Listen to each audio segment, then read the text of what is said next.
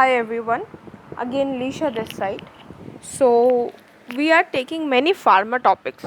Okay, but फिर मैंने सोचा कि फार्मा के साथ साथ it is very important to study other topics also. Okay, so I started with your general surgery. Okay, I have started with your general surgery. Now I will be taking your one by one all the topics of your general surgery. So the first topic is your wounds. The first topic is your wounds. Wound क्या होता है? Wound वो होता है जब हम लोगों का टिश्यू का जो इंटीग्रिटी है वो हम लोगों का कॉम्प्रोमाइज्ड हो जाए. ठीक है, तो when integrity of any tissue is compromised, when integrity of any tissue is compromised, then we called it as wound. As well as the other point you can get it as skin breaks, when जब हम लोगों का skin break होता है, जब हम लोगों का मसल टेयर होता है, जब हम लोग का बर्न्स होता है और जब हम लोगों का बोन फ्रैक्चर होता है. ठीक है, अदर देन दैट जब हम लोगों का डिसरप्शन होता है स्ट्रक्चर एंड फंक्शन का, जब हम लोगों का डिसरप्शन होता है स्ट्रक्चर एंड फंक्शन का, तभी भी हम लोग उसको वुंड्स बोलते हैं. तो हम लोग के पास 3 पॉइंट्स आ गए. पहला पॉइंट, जब हम लोग के टिश्यू का इंटीग्रिटी जब हम लोग का चेंज हो जाता है या फिर हम लोग का टूट जाता है, जब हम लोग का स्किन ब्रेक हो जाता है, मसल टेयर हो जाता है, बर्न्स हो जाता है, बोन फ्रैक्चर हो जाता है. देन अदर देन दैट हम लोग का जब डिसरप्शन हो जाता है, when there is an disruption of the structure and function, as well as when there is an disruption of any tissues. Okay, जैसे मान लो कि ये हम लोग का टिश्यू नॉर्मल कंटिन्यूटी में चल रहा है, अगर उसके बीच में अगर डिसरप्शन हो जाता है तो फिर हम लोग उसको वुंड बोलते हैं. नाउ टाइप्स ऑफ वुंड और क्लासिफिकेशन ऑफ वुंड. वुंड हम लोग के ना 2 टाइप के होते हैं. एक होता है हम लोग का टाइडी, एक होता है हम लोग का अनटाइडी. हमेशा एक सर्जन क्या चाहता है, अनटाइडी वुंड को टाइडी में चेंज करने का. ठीक है, मैं आपको इसका डिफ्रेंशिएशन भी बताऊंगी. अब ये टाइडी और अनटाइडी हम लोग किस हिसाब से मतलब कि वुंड को हम लोग क्लासीफाई कर रहे हैं. सबसे पहले साइट इंज्योर्ड, कौन सा साइट हम लोग का इंजरी हुआ है. Second, structure involve in the injury, injury में कितने स्ट्रक्चर इन्वॉल्व और क्या क्या इन्वॉल्व है. Third, mechanism of injury, injury हुआ कैसे, हाउ. ठीक है, अगर हम लोगों को इंटरनली हो रहा है, एक्सटर्नली हो रहा है, कैसे हो रहा है. ये जो क्लासिफिकेशन है इसको हम लोग बोलते हैं रैंक एंड वैकीफील्ड क्लासिफिकेशन. इसको हम लोग क्या बोलते हैं, रैंक एंड वैकीफील्ड क्लासिफिकेशन. नाउ जैसे कि मैंने आपको बोला, एक सर्जन क्या चाहता है, हमेशा कन्वर्ट करना चाहता है अनटाइडी वुंड को टाइडी में. ठीक है, नाउ मैं आपको डिफ्रेंशिएशन बताती हूँ इसका. एक होता है हम लोग का टाइडी, एक होता है अनटाइडी. जो टाइडी होता है वो इंसाइज्ड होता है, जबकि जो अनटाइडी होता है वो हम लोग का क्रश्ड होता है. फिर जो टाइडी होता है वो हम लोग का क्लीन होता है, जबकि अनटाइडी हम लोग का कंटामिनेटेड होता है. जो टाइडी होता है वो हेल्दी टिश्यूज़ में होता है, जबकि जो अनटाइडी होता है वो डिवाइटलाइज टिश्यूज़ में होता है.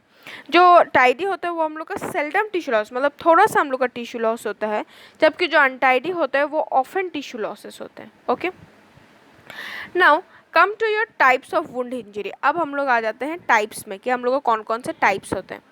Types there are of 3 types, primary intention, secondary intention and tertiary intention. क्या क्या होता है हम लोगों का, primary intention, secondary intention and tertiary intention. ठीक है, तो हम लोग का प्राइमरी इंटेंशन में क्या होता है, healing of primary intention is first intention. क्या होता है हम लोग का फर्स्ट इंटेंशन, देखो फर्स्ट इंटेंशन सबसे पहले तो हम लोग को ये पता होना चाहिए कि अगर हम लोग का फर्स्ट इंटेंशन से अगर हम लोगों का हील हो रहा है then it's a good healing. ठीक है, it occurs when there is N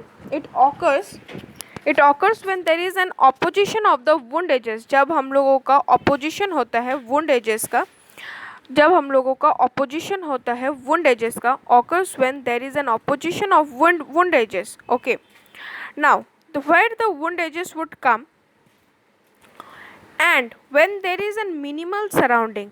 जब हम लोगों का जो विंड एजेस होता है वो एक दूसरे के सामने ही रहता है, ज़्यादा हम लोगों का टेयर ऑफ नहीं होता है, और हम लोग का इसमें मिनिमम सराउंडिंग होता है, मतलब कि हम लोग का मिनिमम इंजरी होता है. ठीक है, तभी हम लोगों का फर्स्ट इंटेंशन होता है. Now comes it to your tissue trauma. अब ये टिश्यू ट्रॉमा कैसे होता है, it causes the least inflammation and leaves the best scar. Best scar का मतलब होता है कि वो जल्द से जल्द हील हो गया और हील होके ऐसा स्कार दिया जो कि हम लोग का परमानेंट नहीं है। तो ये हम लोग का लीस्ट इन्फ्लेमेशन, मतलब कम से कम इन्फ्लेमेशन हो रहा है। क्यों कम से कम इन्फ्लेमेशन हो रहा है? क्योंकि वुंड का एजेस तो अपोजिशन में ही था ना, और तो कहीं गया नहीं, और इसका जो सराउंडिंग है वो भी हम लोग का मिनिमल है। ठीक है, now come to your wound edges appose. अगर हम लोग का वुंड एजेस जो होता है आपका प्राइमरी इंटेंशन में, वो हम लोग का होता है मिनिमम स्कार, जबकि हम इसमें हम लोगों का नॉर्मल हीलिंग होता है और एपिथेलियल रीजनरेशन हो जाता है। तो हीलिंग हम लोग का कितना टाइप का होता है? Primary, secondary, tertiary. प्राइमरी में जो होता है वो सबसे अच्छा होता है, इसमें स्कार बहुत ज़्यादा मिनिमम होता है, इसमें जो टिश्यू होता है वो अपोजिशन में होता है, और इसका जो टिश्यू ट्रॉमा है वो हम लोग का लीस्ट इन्फ्लेमेटरी शो करता है। वुंड एजेस क्योंकि हम लोग का अपोजिशन में होता है तो ये हम लोग का मिनिमम स्कार देता है। Okay, now come to your healing by secondary infection. ठीक है, अब हीलिंग बाय सेकेंडरी इन्फेक्शन हम लोग का कैसे होता है? Occurs in wound that are left open. ये हम लोगों का वहाँ होता है जहाँ हम लोग का वुंड ओपन ही रह जाता है और हम लोगों का ग्रैन्युलेशन करने के लिए हम लोगों को अलाउ करता है। तो ये हम लोग का 3 स्टेप में हील होता है सेकेंडरी इंटेंशन: ग्रैन्युलेशन, कॉन्ट्रैक्शन एंड एपिथेलाइजेशन। तो ये हम लोग के 3 स्टेप में होता है: ग्रैन्युलेशन, कॉन्ट्रैक्शन एंड एपिथेलाइजेशन। तो सेकेंडरी इंटेंशन हम लोग के 3 स्टेप में हील होता है: granulation, contraction and epithelialization, and the wound is left open. There is an granulation, contraction and epithelialization. There is an increase in the inflammatory and proliferation. जबकि हम लोगों का जब फर्स्ट या प्राइमरी हीलिंग था तब हम लोग का जो इन्फ्लामेशन था वो हम लोग का मिनिमम था, जबकि सेकेंडरी इंटेंशन में हम लोग का जो इन्फ्लामेशन है वो हम लोग का इंक्रीज है और पॉलिफरेशन भी है। यहाँ हम लोग का जो स्कार है वो हम लोग का पुअर है, जबकि हम लोग का इनिशियल या फिर हम लोग का प्राइमरी इंटेंशन में जो स्कार था वो गुड था। यहाँ पे हम लोग को फाइब्रोसिस भी शो होता है, जबकि हम लोग का प्राइमरी इंटेंशन में कोई भी फाइब्रोसिस नहीं शो हो रहा है। Okay, now come to your healing by your tertiary intention. So the healing by your tertiary intention you can get through like this. Occurs when the wound edges are not opposition. मतलब कि इसमें हम लोगों का जो wound edges है, एक skin एक तरफ चला गया, दूसरा स्किन दूसरे तरफ चला गया, ठीक है, और इसमें हम लोगों का immediately may be necessary in contamination of अनटाइडीट्यूड. और इमीडिएटली इसमें क्या हो सकता है? हम लोग का कंटेमिनेशन भी हो सकता है. क्यों? क्योंकि ये तो बहुत बड़े बड़े हम लोगों के वुंड है, इसका कोई अपोजिशन ही नहीं है, इसका कोई मतलब स्किन इसके सामने है ही नहीं, स्किन एक दूसरे तरफ चला गया, एक दूसरे तरफ चला गया, ठीक है. इसका जो वुंड होता है वो इनिशियली हम लोगों को ओपन ही छोड़ देते हैं, ठीक है. फिर हम लोग लेटर क्या करते हैं? फिर लेटर हम लोग अपोस्ट करते हैं और हीलिंग कंडीशन में लाते हैं और फेवरेबल कंडीशन में हम लोग इसको हील करने के लिए देते हैं. तो फर्स्ट इंटेंशन में अपोजिशन में स्किन था तो अपने आप हील हो रहा था, इन्फ्लेमेशन मिनिमम हो रहा था, जबकि सेकेंडरी इंटेंशन में इन्फ्लेमेशन तो हो रहा था और फाइब्रोसिस भी हो रहा था, पर स्किन उतना भी ज़्यादा हम लोगों का मतलब कि अदर डायरेक्शंस में नहीं था. जबकि टर्शरी में हम लोग का ओपन वुंड होता है तो हम लोग इसको छोड़ देते हैं अपने आप ठीक होने के लिए, ठीक है. और हम लोग क्या करते हैं, जब हम लोगों का ये जब ग्रैन्युलेशन स्टेट में जब आ जाता है उसके बाद ही हम लोग इसको डिब्राइव करके इसको लोकल इन्फेक्शन हटा के हम लोग इसको सेकेंडरी इंटेंशन में हील करने के लिए छोड़ देते हैं. Now come to your factor influencing wound healing. कौन कौन से फैक्टर होते हैं? एक हम लोग का लोकल फैक्टर होता है, एक हम लोग का सिस्टमिक फैक्टर होता है. लोकल फैक्टर्स क्या क्या होते हैं? Site of wound. Second, mechanism of wound, मतलब कि कौन से मैकेनिज्म में ये हम लोगों का हुआ है. सिर्फ इंसिजन लगा है, ना क्रश हुआ है, ना एवल्जन हुआ है. इंसिजन मतलब सिर्फ एक कट हुआ है, क्रश मतलब पूरा क्रश हो गया, और एवल्जन मतलब निकल ही गया है, ठीक है. नाउ कम टू कि कंटामिनेशन हुआ भी है कि नहीं. कंटामिनेशन कैसे होता है? हम लोग का फॉरेन बॉडी से होता है. कितना लॉस ऑफ टिश्यू हुआ है कि वो प्राइमरी हील करेगा, सेकेंडरी हील करेगा, ना टर्शरी हील करेगा. और फोर्थ हम लोग का वैस्कुलर इनसफिशिएंसी कितना है. और सेवन्थ हम लोग का प्रीवियस रेडिएशन कितना है, कि हम लोगों ने प्रीवियसली कितना रेडिएशन हम लोग उसमें एक्सपोज हुआ है, ठीक है.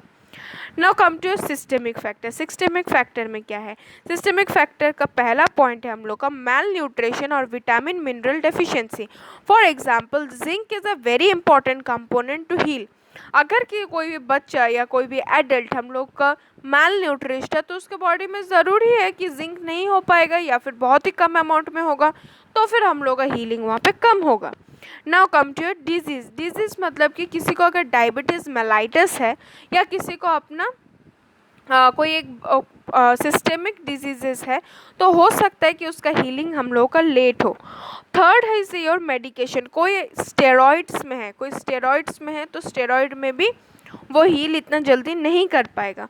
Fourth is your immune deficiency like chemotherapy, AIDS, and fifth is your smoking. Okay, so and fifth is your smoking. So these are all the chapters we have covered in your